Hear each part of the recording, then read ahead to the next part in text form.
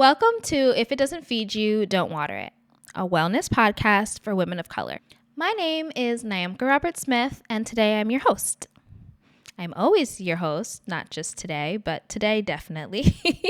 And I really wanted to get into a topic that I think gets glazed over a lot.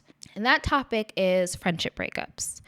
I think friendships, especially for women and especially for women of color, are something that defines us.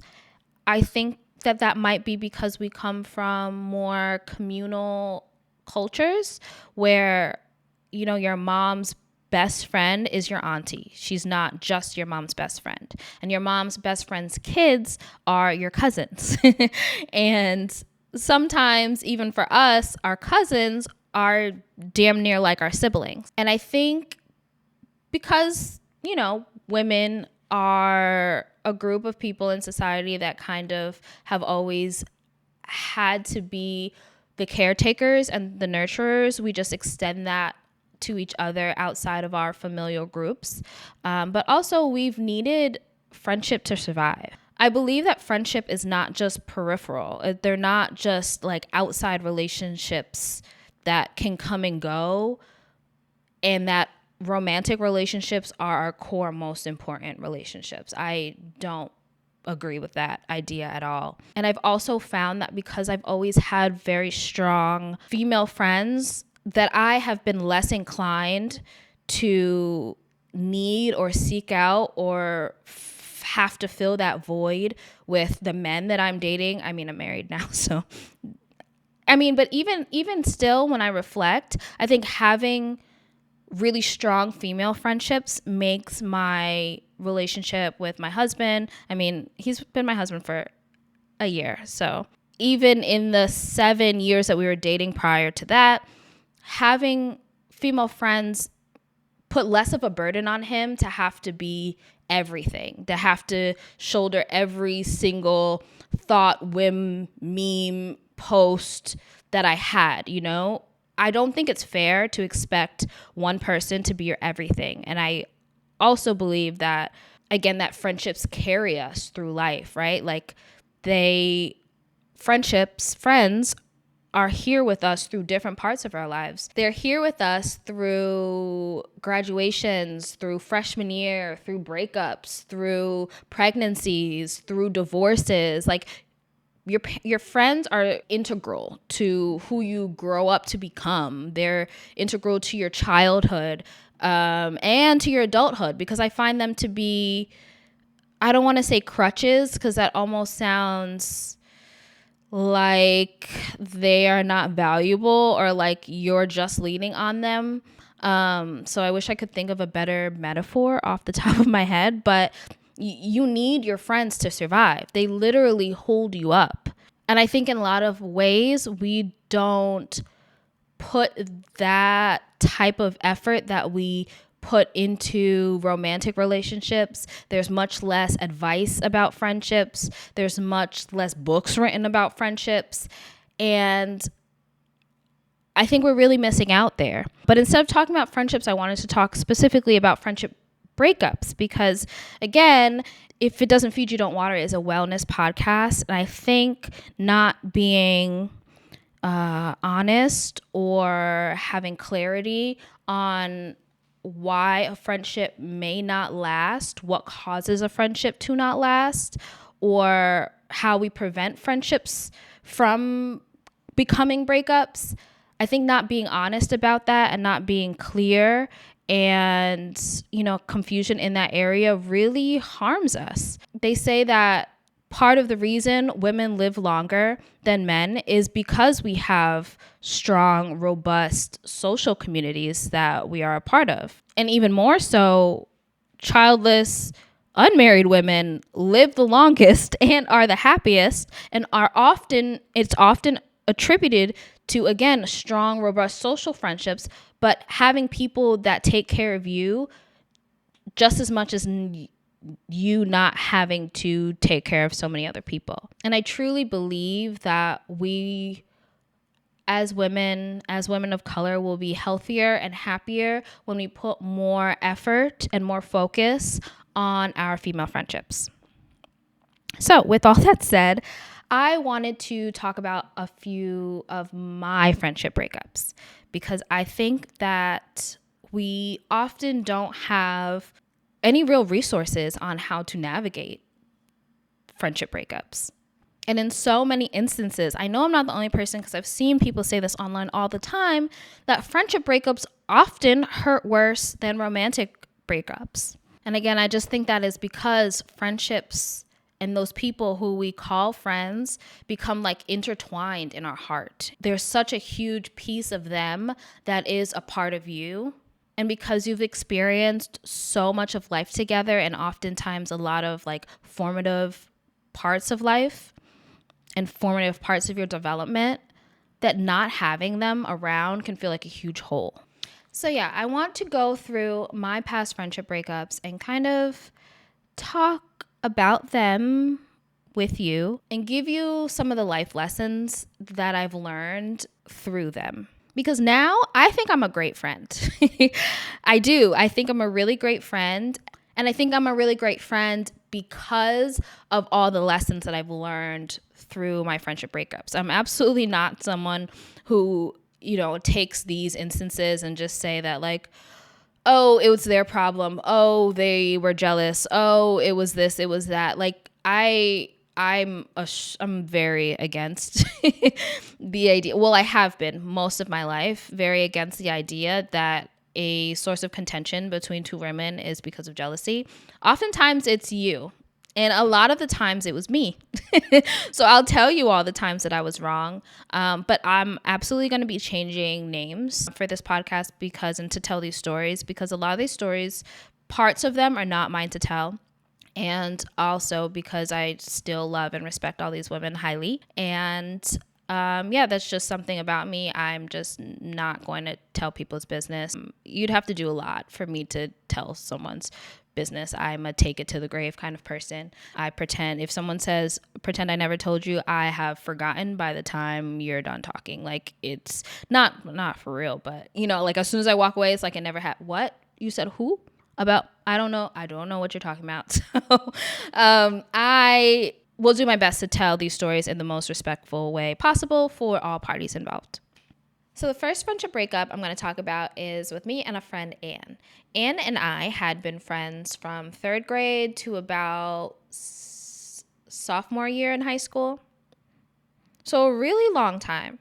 I think part of our friendship was, again, when you're in middle school and you're in elementary school, sometimes your friendships are just kind of out of like convenience or because it makes sense. But we lived very close together. Our families were both from immigrant families. We were part of like a bigger friendship group with two other girls who are white. Anne is black. I don't know if you.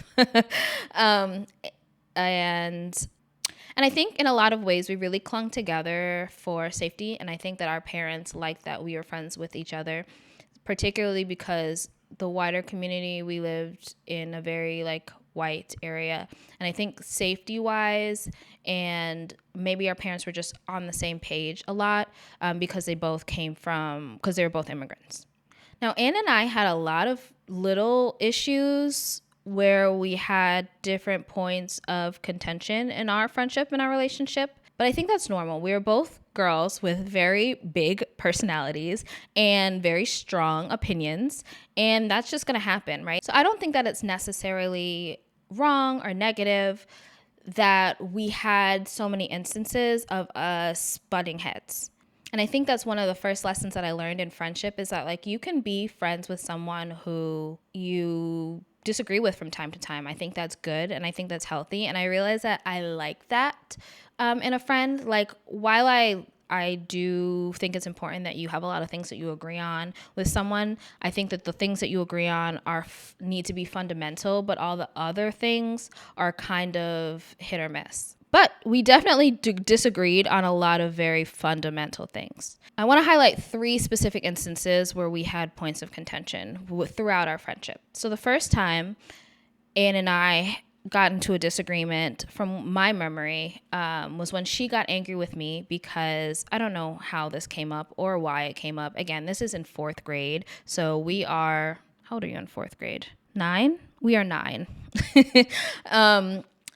But I think she had said something about how she got paid to sing at her church choir by her church. And I thought that that was awful. I don't know why. I called it atrocious because atrocious was a new word I had learned at the time. And I just wanted to say the word atrocious, I feel like. Because I have no thoughts about this now. I can't imagine arguing with someone about this or having any negative opinion or idea about this. But I said it was atrocious and she got really upset. And she started crying to the teacher, all these things, and I had to apologize. And I think that was what I learned from that was like the first time where I realized that maybe I can't be or shouldn't be so like vocal or forthcoming with how I feel about someone else's life. Like I was upset about it at the time, but then when she got upset that I was upset about it, somehow it didn't matter to me so much anymore. And at 9, I learned that sometimes you have to watch what you're saying. I tend to be someone who I put my foot in my mouth a lot. And over the years in my life, I continuously put my foot in my mouth. And I think now as a friend, that is something that I work really, really hard not to do. I try to be very thoughtful and very thorough with the words that I'm saying, because oftentimes I'll say something and someone will be upset and I won't even realize that that was something that was going to upset them. And in their upsetness, I realized that what I said actually didn't really matter that much, that it wasn't really important to me. It wasn't worth making my friend upset over. So that was the first time. Another time was a lot more interesting. This time we are in 8th grade. So again, this next time is my fault again. Now in 7th grade, Anne dated a boy, and they still to this day, I will stand by this, they were an awful couple. They were a terrible couple. She was always annoyed by him. I don't even know how they ended up together, truthfully. And then in 8th grade, I dated that boy. Here's the thing. If I may defend myself very quickly, I was wrong. I acknowledge I was wrong. But I didn't know at the time that that was like a cardinal sin of friendship. I don't know if it is because I'm neurodivergent that I didn't know or realize that, or if that's just something that sometimes you learn the hard way as you grow up. But I thought because once they broke up, she would say things like, I can't stand him. He's so annoying. I don't like him. I want him to go away. All this stuff. So in my head, I thought that she hated him. Or I just thought that she didn't like him, like that she wasn't interested. And I thought that he and I were more compatible. So eventually, he and I started dating the summer before 8th grade. And that was a big thing that put a very big strain on our relationship because she was really, really upset. And to me, all I could think of was just, but you said that you didn't like him.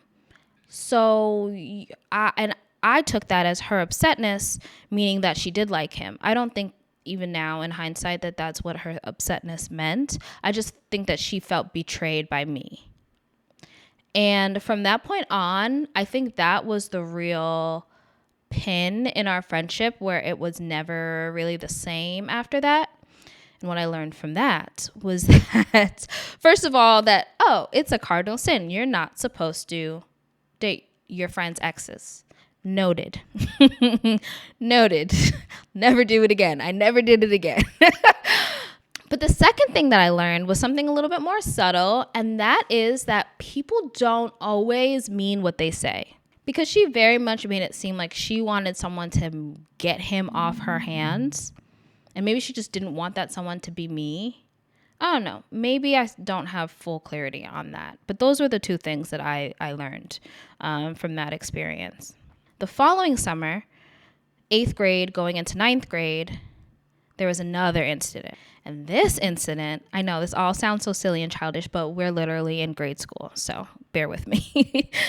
Now, this incident is interesting because I have only gained real true clarity on that situation maybe like last year. But again, I want to point out that a lot of our friendship was because of proximity and not that our core values aligned.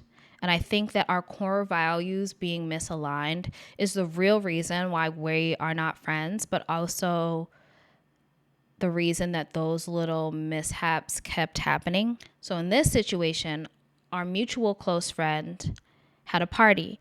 And because we were in 8th grade going into 9th grade, girls from 2 different middle schools were invited to this party. Actually, it was girls and boys from different middle schools were invited to this party because the 2 different middle schools, my middle school that I went to, Leshkill, and then the other middle school, St. Creek, they were melding together. And at this party, we played Spin the Bottle. So we know how Spin the Bottle goes. You spin the bottle, you kiss someone. But the way we were playing it, you spin the bottle, you kiss someone no matter who it is, like regardless of gender. So I was upstairs playing Spin the Bottle with a lot of friends and kids from the other school, whereas my core friends from middle school and elementary school, they were downstairs doing something else. It was a lot of kids at this party. We were all spread out about. And I know someone somewhere is thinking that this was obviously a white people party, and you would be correct.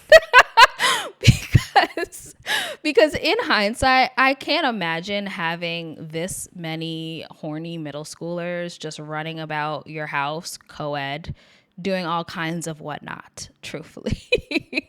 But anyway, as the middle schooler doing all kinds of whatnot, I remember one time it was bottle spun the bottle. It was a girl. I kissed the girl, and it was a big deal for my friend. She was extremely upset at me, and she was furious at me for this. And like, she was like, I don't think I know you anymore. I can't believe you would do this, going on and on and on, like ripping into me. And I could not figure out why until last year. I could not figure out why. And then it dawned on me. It was because of how religious she was. And she was just upset that I kissed a girl, and that was against her religion.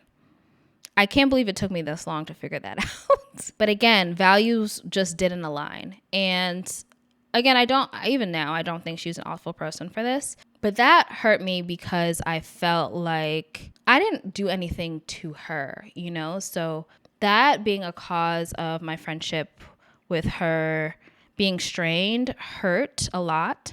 But at that point in life, we were growing and going in different ways. She, coming from a very religious African background, was a lot more maybe modest or pious than I was. I like hoochie stuff. I liked hoochie shit. Even in middle school, I did. I watched a lot of BET. I wanted to be a video girl. I wore extremely low-rise jeans. When my boobs came in, they were out. Like, we were different, you know? We were different people, and we were growing into different people. And I think a lot of this is just growing pains that we were going through. Now, this is the early 2000s where being a hoe or being a hoochie was like a very bad thing. And people still called you a hoe and would use it against you, or a slut, or whatever word people. But I am someone who always admired hoes. And I liked the girls that wore less clothes. I thought it was cool. I thought it was admirable. I always felt like the girls who were hoes or hoochies, they knew what everybody else would say about them, right? Like, they're not confused that people are going to think negative things about them. They're not confused that people may try and take them less seriously, but they didn't care. They wanted to be who they were regardless. And because of that bravery, that was always something that I admired and looked up to. I also was never very religious. I went to Catholic school when I was young, so maybe that's why my friend and I were more aligned when we were younger. But as I got older, that really started to fade for me. The appeal of being chaste and modest and covering up, that wasn't interesting. That wasn't fun. It didn't feel brave. It didn't feel like that was who I wanted to be. And it's funny because fast forward, Anne was part of another really close friend group that I had that eventually got broken up. And she was friends with another close friend of mine. And they ended up breaking up for a similar reason of her not being chaste enough, of her not being pious enough, of her not being modest enough, or enough of a good girl. They felt like she was going down the wrong path. And that brought me a lot of clarity, because that really helped me realize that it was her. Well, it was us not having the same values versus something that was wrong with me. Now enter Kelly.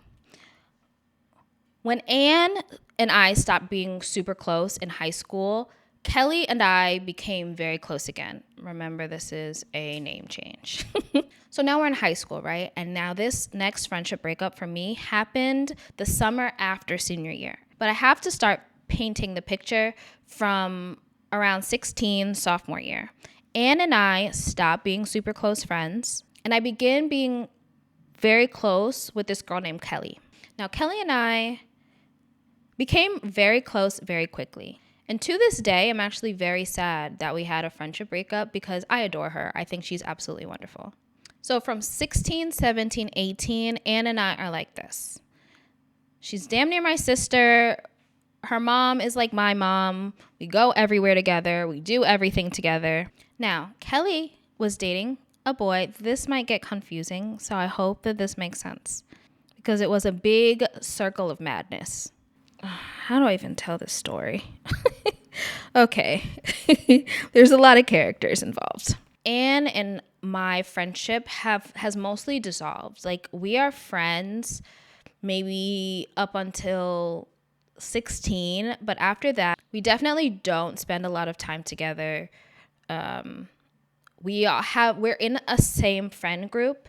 So we're in this friend group with like 5 other girls. But she and I are just not super close. But she's still like around. This is important because Anne will come back up. But this is a friendship breakup story between me and Kelly. Kelly and I become friends around like 16, 17. And we are locked in. We go everywhere together. BFFs, do everything together, go everywhere together. Her mom is like my mom is like her mom. We're locked in. But again, Kelly is part of this like larger friend group that we have with Anne. Kelly has a boyfriend, and because I'm always around Kelly, I'm also always around Kelly's boyfriend. Kelly's boyfriend has a cousin who is also always around, because they are the type of cousins that are really like brothers. And because I'm always around them, one thing leads to another, and I end up having sex with Kelly's boyfriend's cousin, okay? Now, that wouldn't be a big deal on its own, except for the fact that I had a boyfriend at the time, and my boyfriend went to a different school. He used to go to our school. He currently went to a different school.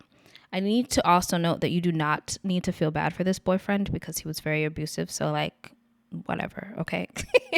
But let's take a step back for a second, okay? My boyfriend went to a different school. He had gone to a lot of different schools. And at one of the schools that he had went to, he met this girl who we will call Donna. Donna is very good friends with a few other girls in my friend group, but Donna and I are not friends, because my boyfriend, because Donna used to have a crush on my boyfriend. I don't know what happened between them. I didn't go to the school at the time, and to this day, I do not care. I do not care, but I don't have all the details. From what he said, that she always had a crush on him, and but it wasn't mutual. They were just friends, but niggas lie, so who knows? Anyway, Donna and I did not like each other because of the boy, I think, but also when she eventually came to my high school, she started dating my ex again. So she was one of those girls. I don't know if this also happens to you, but there's always been like multiple women in my life, girls in my life, people who I go to school with, people who like I'm on campus with, who like we always just end up dating the same person, or like there's always like a thing, and that always prevents us from liking each other, right? Because, there's some level of animosity there, which at this day and age, I think it's very stupid. But again, that is a rant. That's for a different day. So Donna and I do not like each other. Donna and I also had another rant. No, sorry, another tangent. But Donna and I also wore the same prom dress to prom. And I don't know how in the world that happened, but we did. And what are the chances? But we clearly have similar taste, right? So Donna and I don't like each other for this particular reason. Donna now goes to my school. Donna is friends with Kelly's sister. Kelly's sister's best friend, who's also one of my best friends, and another one of my best friends, who I haven't given a fake name because I can't keep track of all the fake names. So when I cheat on my boyfriend with Kelly's boyfriend's cousin, obviously Kelly is going to tell her sister because Kelly and her sister are super close. Kelly's sister and I, not that close, but I'm not upset with Kelly for telling her sister. She tells her sister everything. Obviously, she's going to tell her sister. Kelly's sister tells our mutual friend. Again, not so upset that Kelly's sister told our mutual friend. Because while I would have kept it a secret, I understand that that is someone that she trusts and friends are friends. And again, we're in high school, so like it kind of is what it is. Mutual friend tells Anne and mutual friend number 2. Now, Anne and I are not that close, but mutual friend number 2 and I are close. Anne and mutual friend number 2 are very close. Mutual friend 1 telling mutual friend number 2 and Anne kind of rubs me the wrong way. Kind of bothers me because that's not something I would have told Anne, and mutual friend number 2 just didn't need to know. Mutual friend number 2 is best friends with Donna. So of course, mutual friend number 2 tells Donna. Donna doesn't like me, which is also why I wouldn't have told mutual friend number 2, because if you were really my friend, mutual friend number 2, you wouldn't have told Donna because you know that we are enemies. But you and Donna are close. So you tell Donna, whatever.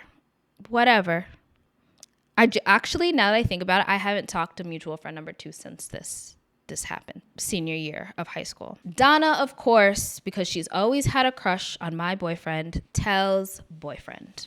Now, this whole thing sent me spiraling because now I can't trust my friend, Kelly, who I am like this with.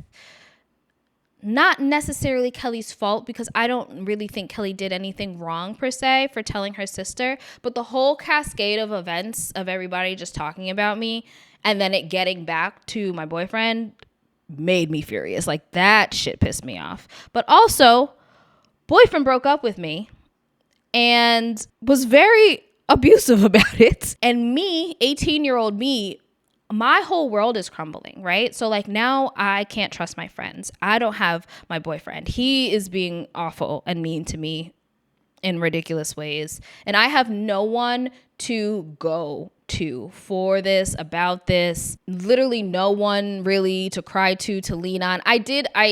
So in high school, I had 2 groups of really close friends. I had like a white group of friends and I had a black group of friends. My white group of friends, we ran track together. So like they weren't like my friends because they were white, obviously. We were very, very close and I'm still very, very close with them. I had 2 separate friend groups. It was like the suburban friend group and the urban friend group.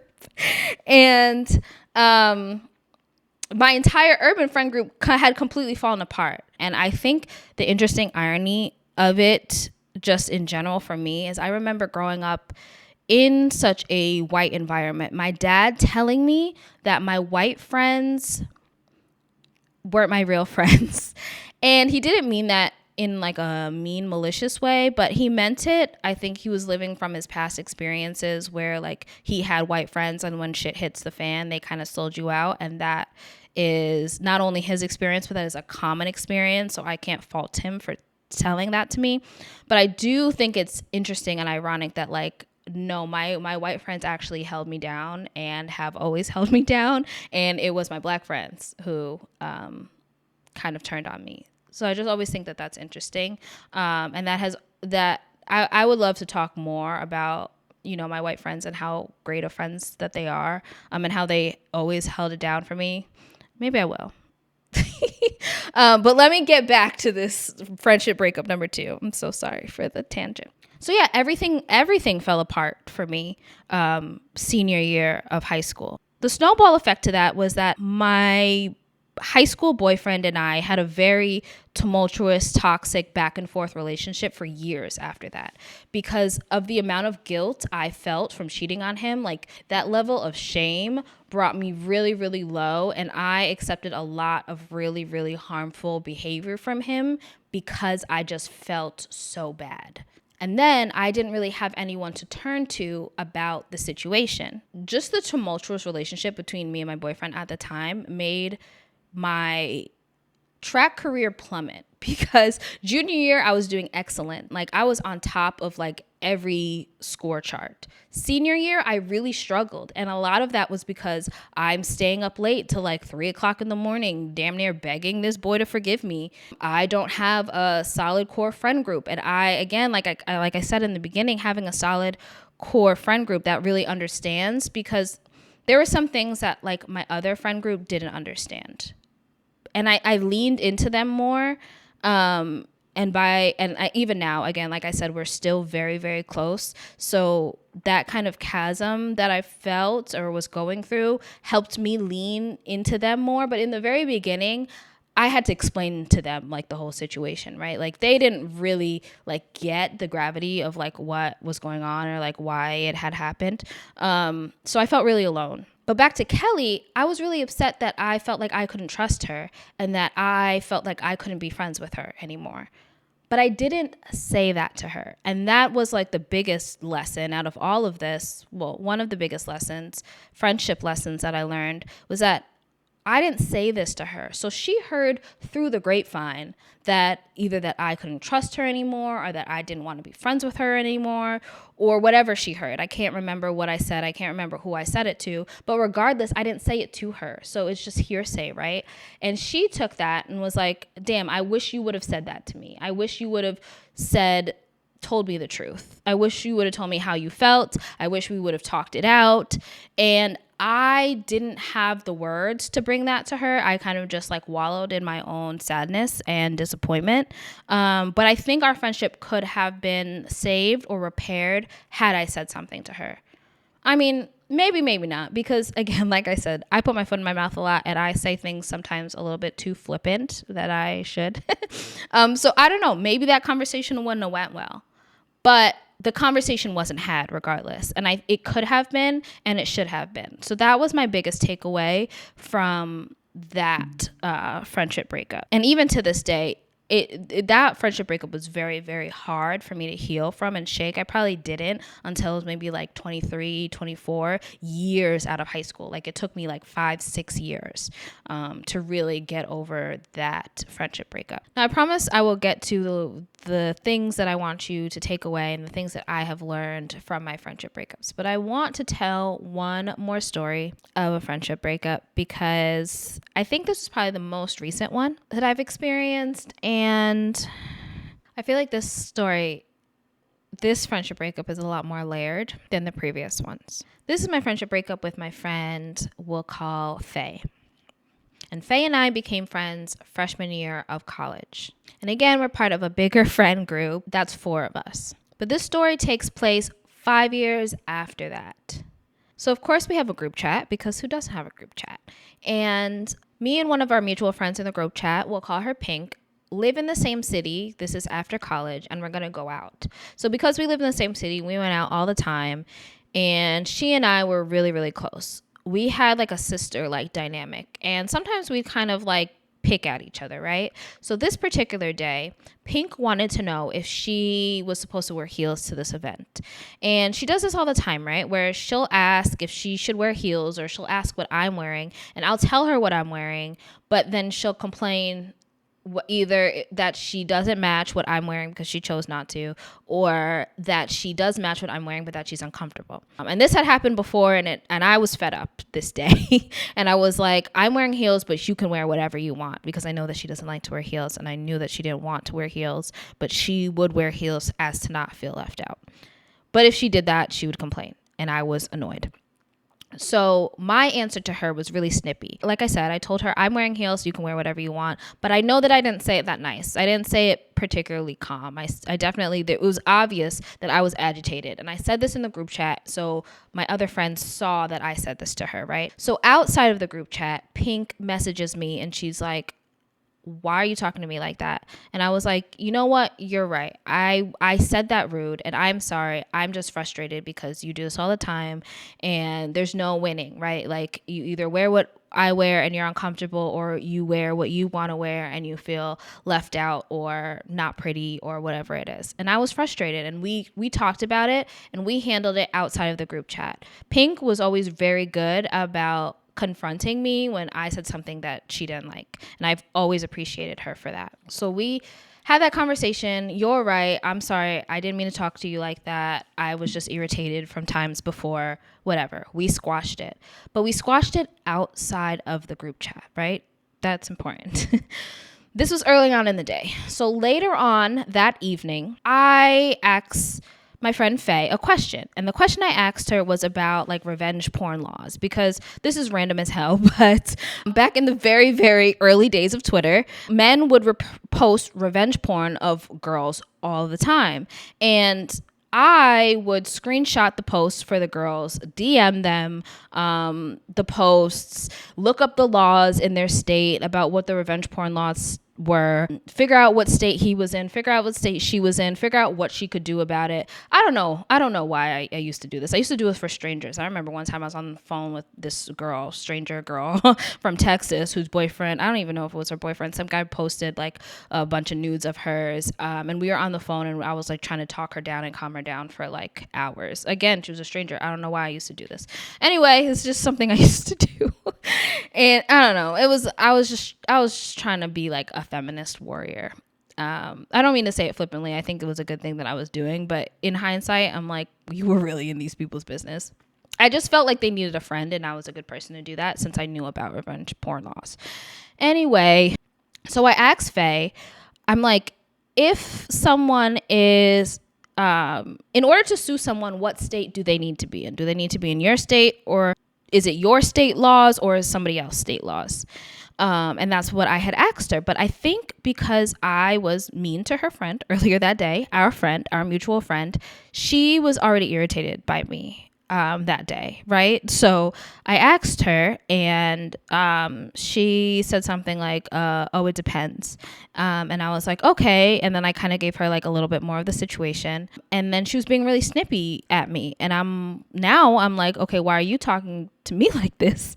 And she was like, I'm not, you're the one with that attitude, this and this and that. And I'm like, I'm not trying to have an attitude. Like, I'm being genuine. Like, I'm asking you this conversation, and I'm just trying to have this conversation with you. Again, this is in the group chat.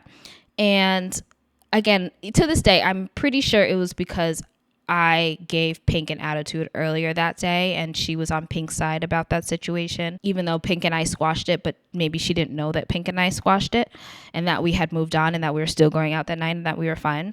So she was still mad at me. And I remember the last thing she said was, you always have to have the last word.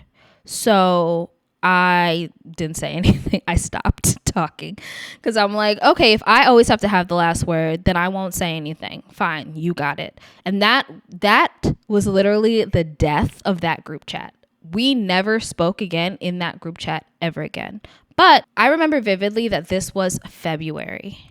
I don't know why I remember it was February, but we were going to Vegas for her spring break, like a month or two after. It must have been a month. I think her spring break was in March. I had already paid for the hotel. I didn't pay for the flight, but I paid for the flight last minute. I remember this because I spent like $800 on a flight from New York to Vegas, which is absolutely ridiculous, but it's because I waited till the last minute like I always do. And I get there. We were staying at one of her friends' like timeshares or something, like her parents' timeshare in Vegas. And a bunch of us are going. One of the other girls from that same group chat is there. And I walk in, I think I got there before her. And when she got there and I went to give her a hug, she gave me like a half like weird hug. And I was like, oh, this is going to be weird. This is going to be a very weird week. And that entire trip, we were staying at, again, I remember, we were staying at her friend's parents' timeshare. I had put in money for the timeshare. So it was mostly her friends and like a few of our mutual friends. She didn't talk to me that entire trip. That entire week, she did not talk to me one word. And because she wasn't talking to me, the mutual friend whose parents' timeshare we were staying at wasn't speaking to me either. She was with her boyfriend. Her boyfriend wouldn't speak to me. And if he did speak to me, she would like give him a look like, oh, you're not allowed. You're not supposed to be talking to her. And the only person who like would hang out with me that entire week, and it was like 5 or 6 of us, and only one person in that group was talking to me and hanging out with me. And I remember that being super hurtful, and I couldn't figure out what I had said or done so wrong for her to treat me like that. Fast forward maybe like a year, it was just very hurtful and very lonely, and I just couldn't figure out why she wouldn't talk to me off of that. It didn't seem like I did anything like largely inflammatory for her to have that reaction. So I was really confused. Fast forward maybe like a year, a mutual friend kind of intervenes. I think it was Pink who intervened, and she got us on speaking terms again. So maybe 2 years after that, I go hang out with Pink and Faye in Pink City, and I'm staying at Faye's place with a whole bunch of us, right? Again, the girls from that same group chat, my friends from college, and a few other girls, right? And so we had squashed it. We had squashed that issue from a few years prior, but we hadn't really hung out much since then. I guess what happened was that she said that she felt like I was using her by being there, which I don't really understand, because I thought that we were still friends. I didn't think it was that big of a deal. I wouldn't want to be in someone's presence that didn't like me. Why would I use you to go to Vegas? Vegas is not that deep. But that's how she felt. And we kind of talked it out a little bit briefly. She said she felt like I was using her. I told her that didn't make any sense. I really thought that we were like cool, and I had already paid, and that you knew that I was coming, and that it wasn't going to be like a problem. She said okay. She apologized for not talking to me that whole week. She didn't really apologize for getting everybody to not talk to me, but I let it go. I was like, whatever, I'd like to move on. So we are staying at Faye's house now, flash forward a couple years, and Faye and Pink have birthdays right next to each other, and I'm in the city for both of their birthdays, and I want to make that clear that I was there for both of their birthdays. Because their birthdays are one day apart from each other, but they also have very different views on how they want to spend their birthday. Pink always wanted like a low-key birthday, and Faye always wanted to do the most. And I'm down for either. I love doing the most, and I loved supporting Faye doing the most, but also I wanted to be very supportive of Pink, because she always felt like her birthday was overshadowed by Faye's. Keep that in mind, because that will come up in a moment. We go out for Faye's birthday. It was like some rooftop. It was supposed to be very fancy, but we get there, and I remember, first of all, it was hot as hell. It had to be like 98 degrees that day. Their birthday's in the middle of the summer. And I remember it being super crazy hot, and what happened must have been this. I don't remember this. It was told back to me after, when like shit kind of hit the fan. But apparently what I remember was that the hostess was being rude. She was being a little like flaky, rude. She saw a whole large group of black people come in. This is a black city, so I don't necessarily know if the black part even matters, but the hostess was not black, and she was being rude to us. So again, I don't know why. So they sit us in this alternate area, and I remember it being super hot, because this alternate area, I don't know if the whole restaurant didn't have AC or this alternate area didn't have AC, and apparently I turned to Faye and said, "This sucks." And she was really upset about that, because I guess she thought that I was talking about her birthday, but I don't remember saying this, but I do know that I was irritated at the hostess for being rude. And I remember, I think it was weird that they sat us in this weird alternate area that they weren't supposed to. And I remember it being super crazy, absurdly hot. That's all I remember. But apparently that's what I did, right? And Faye, again, I'm not denying it. But that point comes up later. Faye apparently expresses this to Pink. And Pink is upset now. So then the next day we're at like a barbecue, right? I don't know that I upset Faye in this way the day before at her birthday dinner. So the next day we're at this big barbecue with a lot of people, a lot of Faye's friends from law school, and Pink's not really feeling it, right? And I try to be really sensitive to Pink's energy because, again, she always feels like her birthday gets overshadowed. So she like had wanted to go for a walk or like get like I think she wanted to get like either an ear piercing or like her septum pierced or something like that. So I'm like, okay, let's go. Let's take a break from this. I know you're overstimulated. Let's go. Because again, I'm there for both of their birthdays. I'm also doing a spa pop-up in this city. And the only reason I'm able to be in the city is because I'm also working at the time. I had to make it a work trip in order for me to be able to afford it. Because I'm coming from LA, I just moved, I'm still grinding. And so we go on this walk, and apparently Faye was really upset that we did this. She felt like we abandoned her. Again, I didn't think anything of it because, again, Pink is also my friend. I'm there for both of their birthdays. And Faye was surrounded by all her other friends, right? Like Pink didn't have a lot of friends or support at that event. It was just like 3 of us. One of us is preoccupied. So I wanted to like make sure that she was good. So Faye expresses to Pink that she was upset that I said that her birthday sucked and that we disappeared at this picnic. And Pink is really upset about it. And I am of the feeling that like, if you didn't say it to me, then like, I'm not going to go run over and apologize for it. Like, if you are upset with something that I said or something that I did, then say something to me about it. Like, don't go behind and like talk to somebody else about it, even if it is our mutual friend.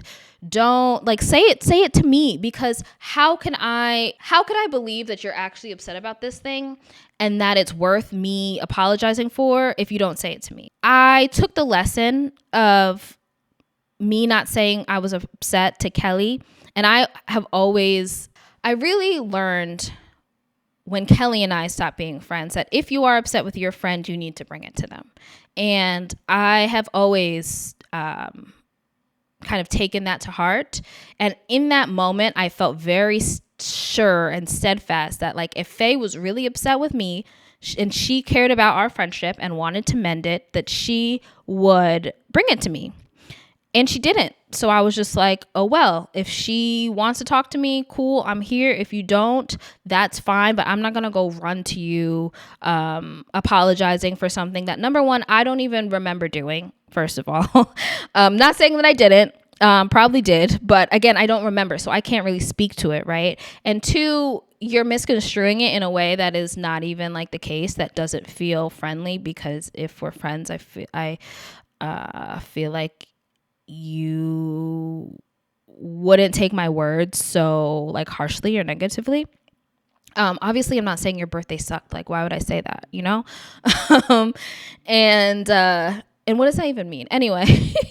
And so, yeah, I was really upset. And the second thing is that I had some of my equipment in her car, and I wasn't able to get the equipment from her car because something happened to her car, this and that. And I just felt like there's no way this is really happening. Apparently it was real. I believe whatever happened to her car happened, but it felt so inconceivable that you're mad at me for your birthday, you're mad that I left, and now I can't get my equipment in your car that I need for work, which is the only reason I was able to make it here for your birthday.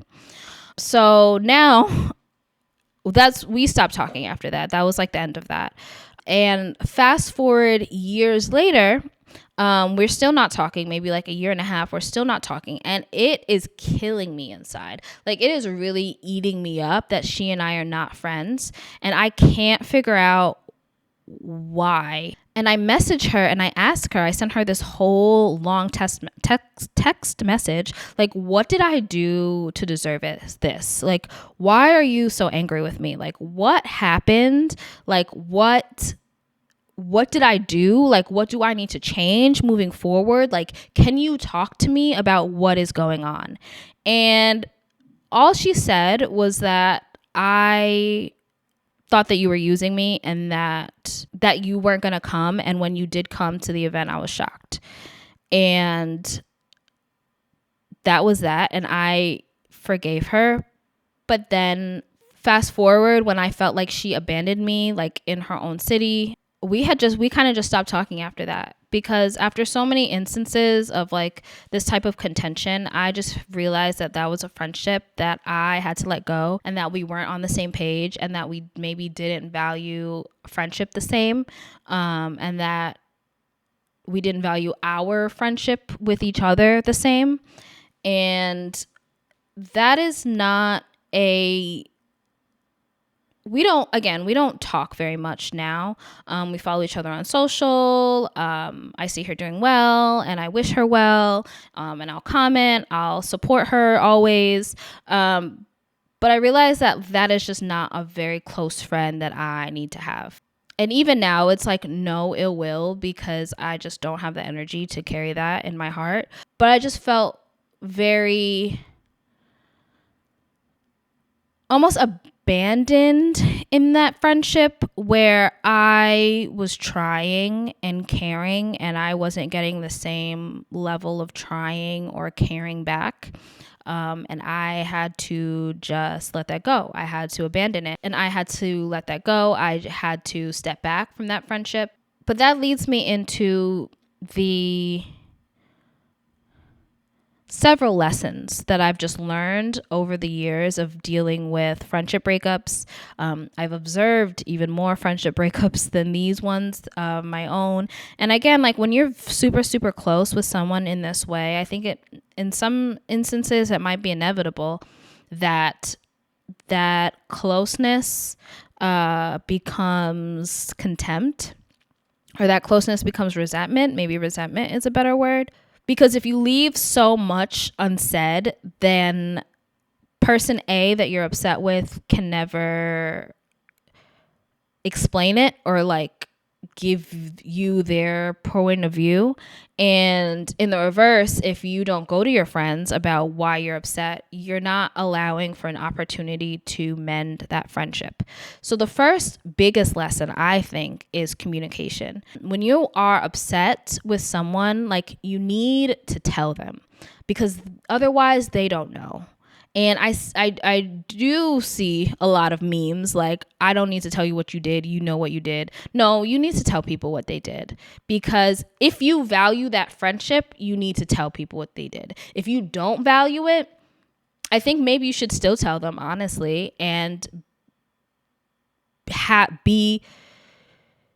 be open and be willing to have that conversation, because you never know what could come from it. And if at the end of that conversation you guys weren't meant to be friends, fine, you weren't meant to be friends. But I think a lot of friendships can be saved by the willingness to like reduce your ego and go to your friend like, hey, you hurt me in this way, XYZ, and I want to repair it with you.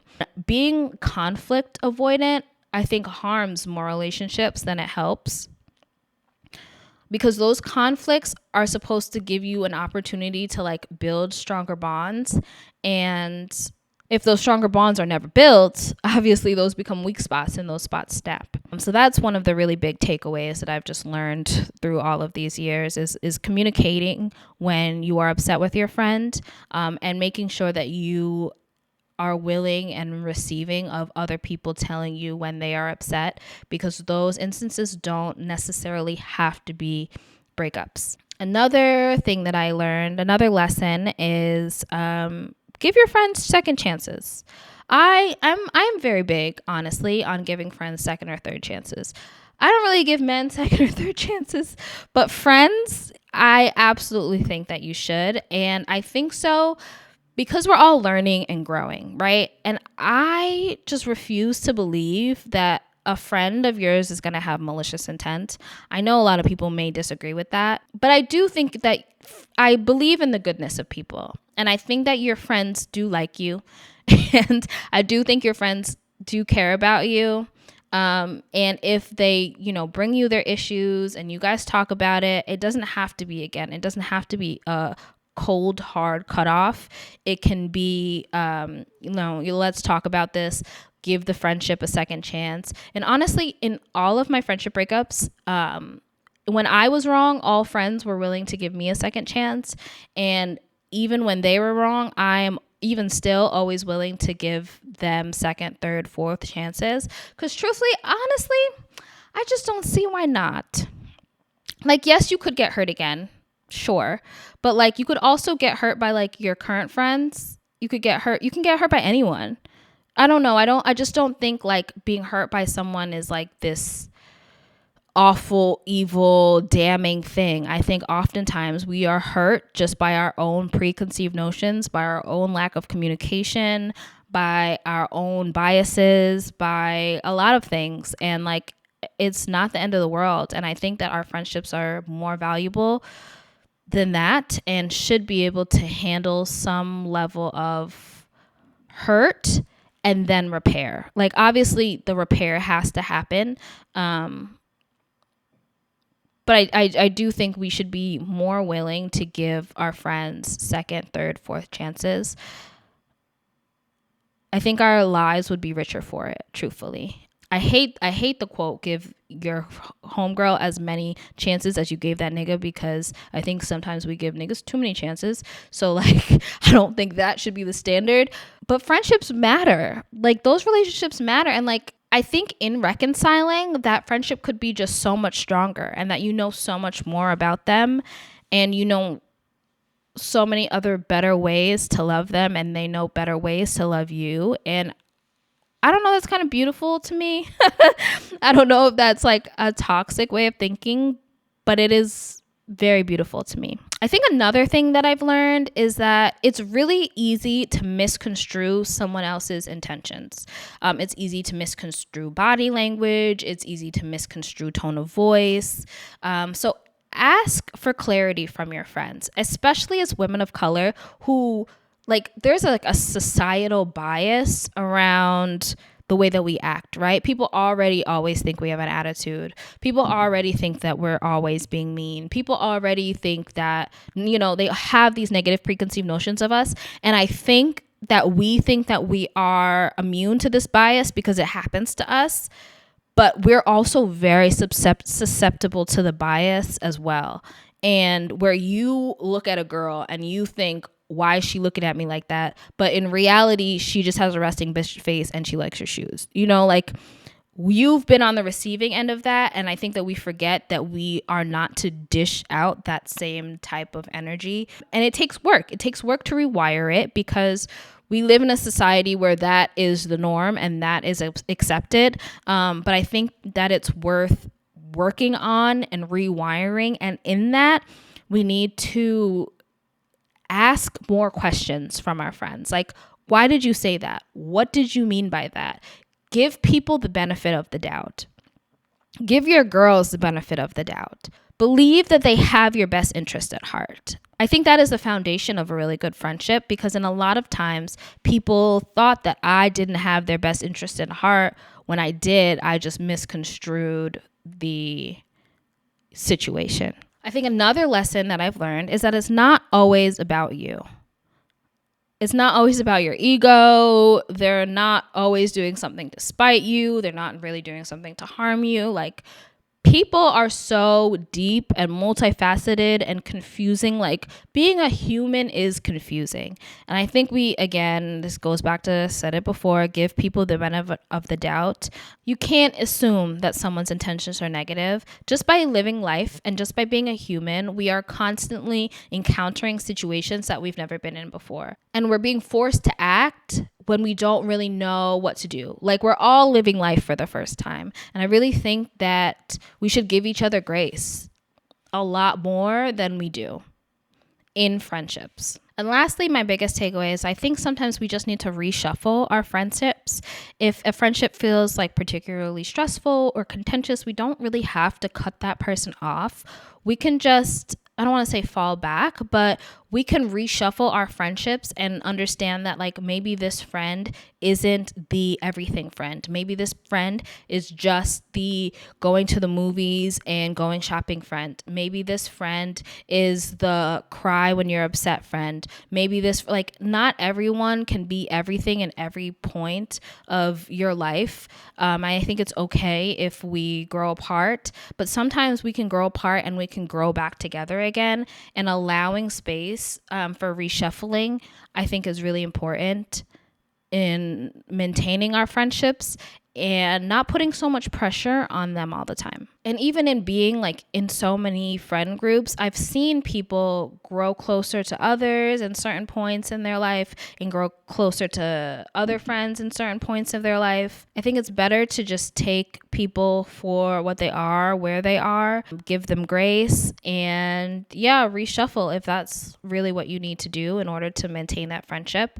And again, I think friendships are usually worth maintaining more times than not. I think it's more likely that a friendship is worth maintaining than a relationship is worth maintaining, truthfully. And I would really love to see us just have better, more whole, more happy friendships that lead with grace, that lead without assumptions. And in so many ways, I really think that it will make us better people and thus have a better society if we get better at doing that. Thank you for listening to this episode of If It Doesn't Feed You, Don't Water It. If this episode hit you impactfully, it would be beautiful if you wrote a review. That really means a lot to us here at If It Doesn't Feed You, Don't Water It. And see you in the next episode.